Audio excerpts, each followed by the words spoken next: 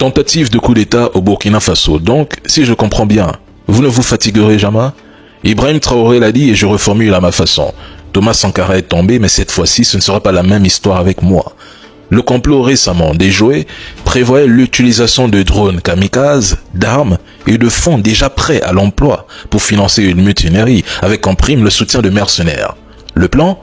Acheter des consciences au sein de l'armée, convaincre certains soldats de trahir leur hiérarchie, financer la logistique notamment, le déplacement de mercenaires stationnés dans un pays voisin et sécuriser des complices bien placés.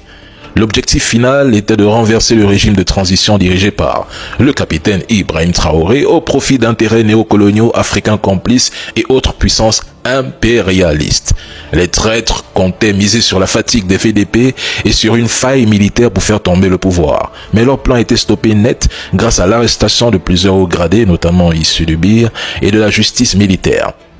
Et comme d'habitude, quand le plan échoue, nos ennemis se recyclent dans la critique. Ils affirment direct, sans preuve, que la transition pille les ressources du pays, s'enrichit sans rien donner au peuple et brade tout à la Chine.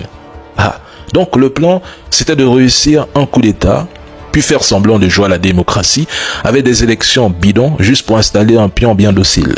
Un type qui viendrait embrasser l'Occident et annoncer officiellement la sortie du Burkina de l'AES, histoire de briser l'alliance.